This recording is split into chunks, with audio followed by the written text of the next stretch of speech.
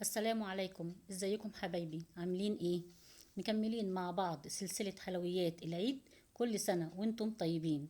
النهاردة هنعمل مع بعض البسكوت الاقتصادي جدا، من غير زبدة ومن غير بيض، وهيطلع معانا احلى بتاع الزبدة والبيض مليون مرة. يلا نبدأ. بسم الله والصلاة والسلام على رسول الله. وما تنسيش تفعيل الجرس علشان يوصلك اشعار منا بكل جديد. اول حاجه معانا 3 كوبايات من الدقيق، وعليهم رشه ملح، ونص معلقه صغيره من البيكنج باودر. بقلب الدقيق كويس جدا مع البيكنج باودر والملح.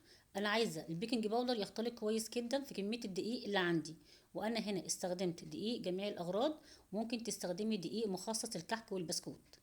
بعد من كده بجيب بوله وبحط فيها كوبايه من السكر البودر، وعليهم كوبايه من السمنه.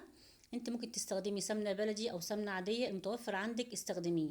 انا عاوزه السمنه هنا تكون بدرجه حراره المطبخ، يعني ما هي ساقعه جامده ولا هي سخنه او سايحه. زي ما احنا شايفينها كده بالظبط، هو ده القوام اللي احنا عايزينه. ببتدي ان انا اقلب السكر مع السمنه في الاول علشان ما يطرش لما اجي استخدم المضرب. بقلب السكر كويس جدا مع السمنه. بعد من كده ببتدي ان انا اشغل المضرب عليهم.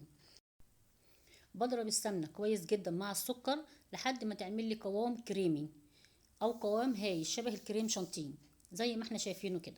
من وقت للتاني ببتدي ان انا انزل حواف البوله بتاعتي علشان اضمن ان كل كميه السمنه اختلطت كويس جدا مع السكر. بنزل حواف البوله وابتدي ان انا اشتغل المضرب عليها تاني لحد القوام بتاعي ما يهيش ويكون عامل زي الكريم شانتيه.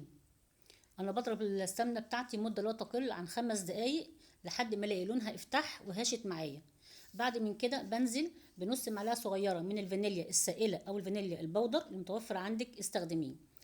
بعد من كده بنزل بنص كوبايه حليب بدرجه حراره المطبخ. لو الحليب عندك مش متوفر بتستخدمي بدلها معلقتين من اللبن البودر ونص كوبايه من الميه. بقلب الحليب بتاعي كويس جدا مع السمنه بتاعتي والسكر لحد اللبن بتاعي او الحليب ما يختفي. وبرجع اضرب تاني السمنة لمدة لا تقل عن دقيقتين او 3 علشان احافظ على كمية الهواء اللي دخلتها في السمنة. بعد من كده عندي معلقتين كبار من النشا. ممكن تستخدمي معلقة نشا ومعلقة كاسترد او معلقتين كاسترد. انا هنا استخدمت معلقة كبيرة من النشا ومعلقة كبيرة من الكاسترد. بقلب النشا والكاسترد كويس جدا لحد ما يندمجوا مع السمنة والسكر. بعد من كده بنزل بكمية الدقيق اللي عندي. ما بنزلش بيها مرة واحدة، بنزل بيها على مرتين، وده علشان احافظ على كمية الهواء اللي انا دخلتها في السمنة والسكر. ببتدي ان انا اقلب الدقيق بتاعي بالراحة كويس جدا مع السمنة زي ما احنا شايفين. بخلط الدقيق بالراحة، انا هنا بخلط الدقيق مش اكتر. البسكوتات والنواعم ما بتتعجنش، مجرد ان انت بتدخلي الدقيق كويس جدا بالراحة جدا علشان تحافظي على كمية الهواء اللي احنا دخلناها في السمنة. بعد الدقيق اللي انا حطيته ما يختفي بنزل بنص كمية الدقيق الباقية اللي عندي، وابتدي ان انا ادخلها برضو بالراحة جدا في خليط السمنة مع السكر. بقلبهم بالراحة زي ما احنا شايفين، وابتدي ان انا ادخل الدقيق بالراحة في السمنة. بقلب الخليط بتاعي من تحت لفوق علشان اضمن ان كل كمية الدقيق اتوزعت بشكل صحيح.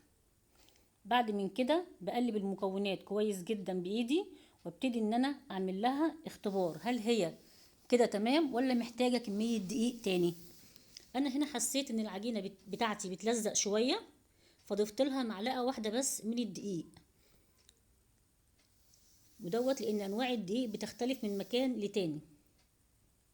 ببتدي ان انا انزل معلقة الدقيق بتاعتي واخلطها بالراحة مع السمنة والسكر زي ما احنا شايفين، بالراحة بالشكل دوت. خلط بس مش اكتر، انا ما بعجنش، مجرد ان انا بلم المكونات على بعضها بس. طيب اعرف ازاي ان العجينة بتاعتي كده مظبوطة وتمام؟ باخد حتة صغيرة صغيرة جدا واعملها كورة. لو اتشكلت معانا كورة وما لزقتش في ايدينا معناها ان العجينة بتاعتنا مظبوطة. اما لو العجينة ما اتكورتش وما عملتش معانا كورة معناها ان هي مش مظبوطة ومحتاجة شوية دقيق.